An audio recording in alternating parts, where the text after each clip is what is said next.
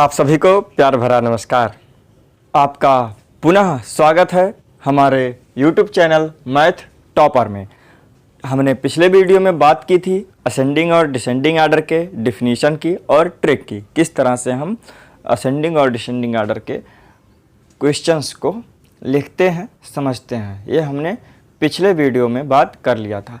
आज के हम असेंडिंग आर्डर और डिसेंडिंग आर्डर के पार्ट 2 में हम बात करेंगे कि किस तरीके के बेसिक प्रश्न पूछे जाते हैं असेंडिंग और डिसेंडिंग आर्डर के।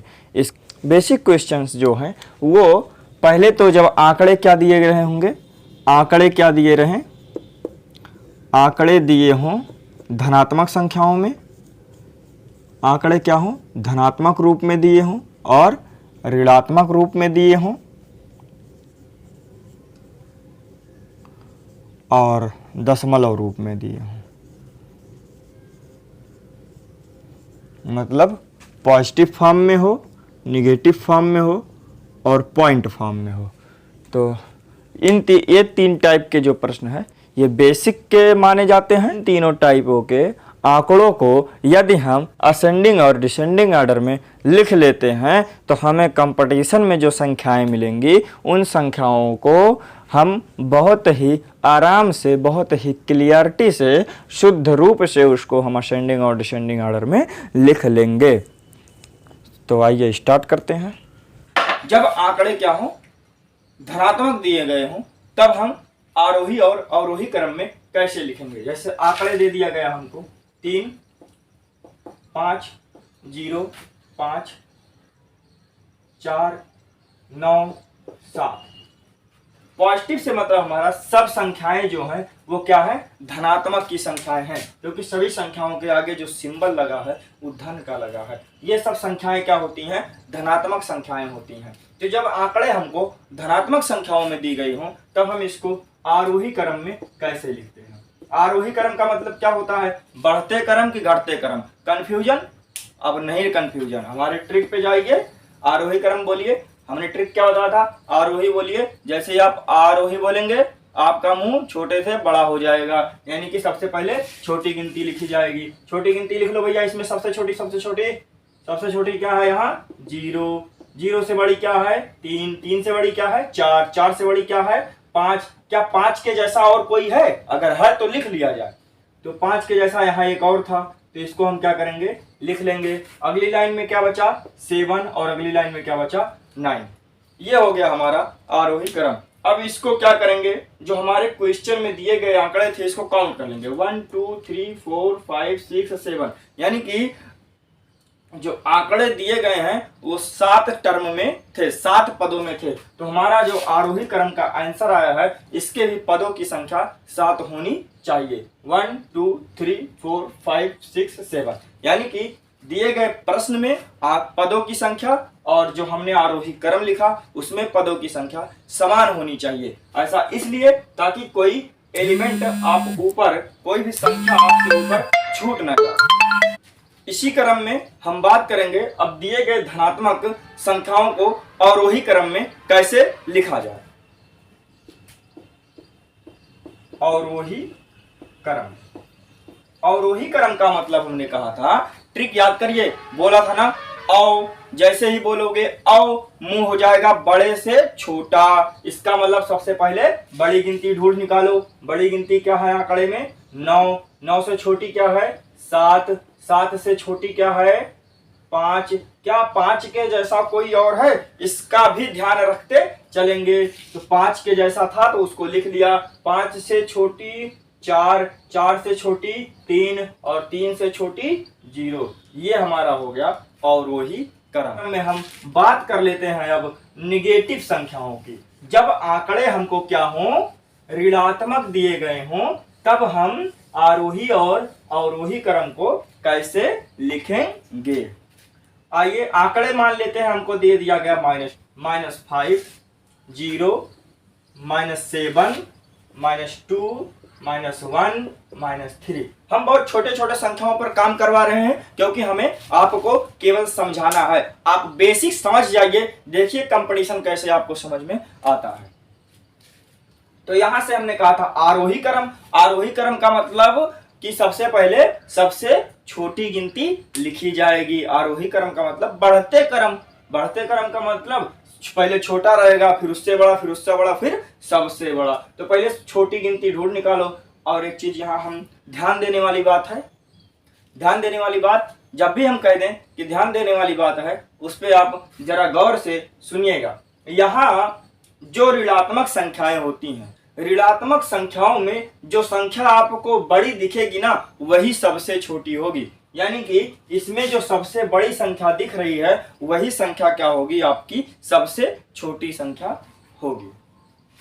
तो यहां से क्या पता चला, सबसे बड़ी संख्या यहां आपने देखा कि क्या है, 7 है। ये जो -7 है ना, ये सबसे छोटा है। क्यों? क्योंकि इसने 7 रुपए की उधारी खाई है, इसने 3 रुपए की उधारी खाई है, इसने 1 रुपए की उधारी खाई है, इसने 2 रुपए की उधारी खाई है, इसने 5 रुपए की उधारी खाई है। तो जो सबसे ज्यादा ऋणी होगा ना, वही सबसे ज्यादा गरीब माना जाएगा हमारे इस कॉन्सेप्ट में।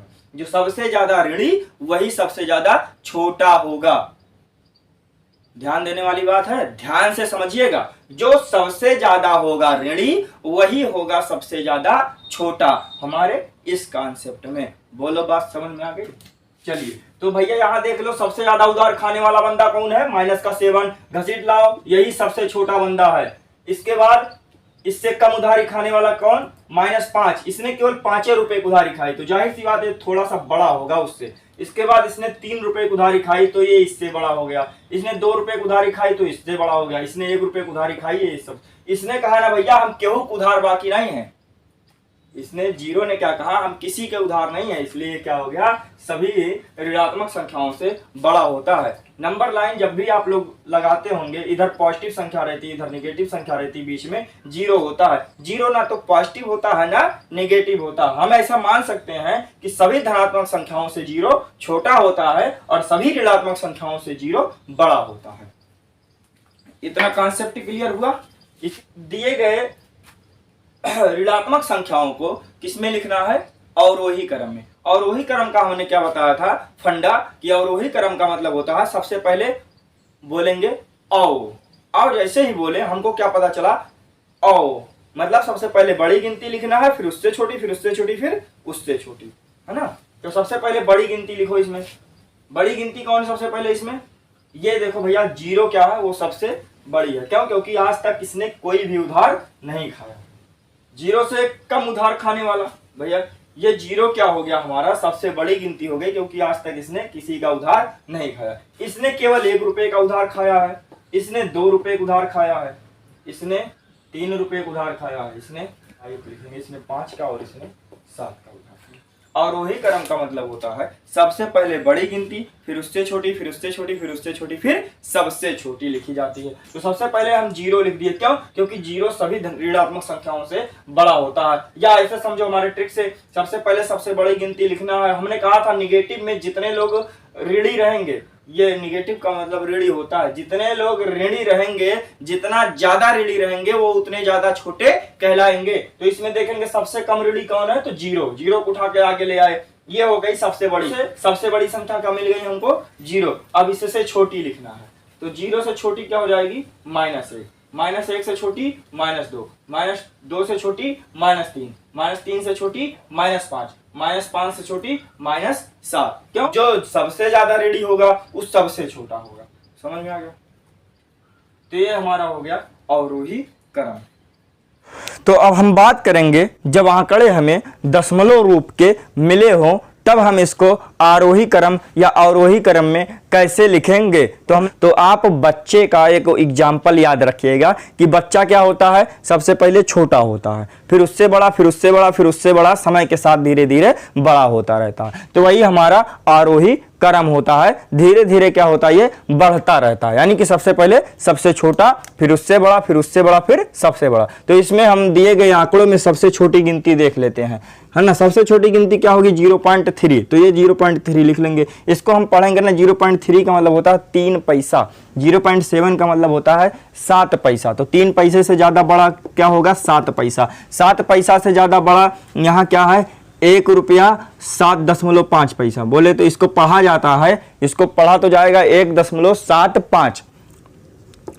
इस ये क्या हो जाएगा, 1.75। 5 है ना। जब भी दशमलव के बाद जो भी डिजिट लिखी रहती है, दशमलव के बाद जो भी अंक लिखा रहता है उसको एक एक करके पढ़ा जाता है। इसको 1.75 ना पढ़ करके हम इसको 1.75 पढ़ते हैं। और इससे बड़ी क्या हो जाएगी 2.5, और इससे बड़ी क्या हो जाएगी 2.5 से बड़ी हो जाएगी 3.1। ये हमारा हो गया आरोही क्रम, जब आंकड़े हमको कैसे दिए गए हों, दशमलव के रूप का, यानी कि पॉइंट के फॉर्म का दिया गया हो। अब हम बात करेंगे अवरोही क्रम में दिए गए आंकड़ों को अवरोही क्रम में कैसे लिखा जाए। अवरोही क्रम का मतलब सबसे पहले सबसे बड़ी गिनती, सबसे पहले सबसे बड़ी गिनती। सबसे बड़ी क्या है 3.1, उससे छोटी 2.5, उससे छोटी 1.5, 7.5, उससे छोटी 0.7, उससे छोटी 0.3। तो यहाँ हमने आपको आरोही क्रम और अवरोही क्रम में तीन टाइप के क्वेश्चनों को लिखना सिखा दिया, जो कि आपका बेसिक कॉन्सेप्ट था।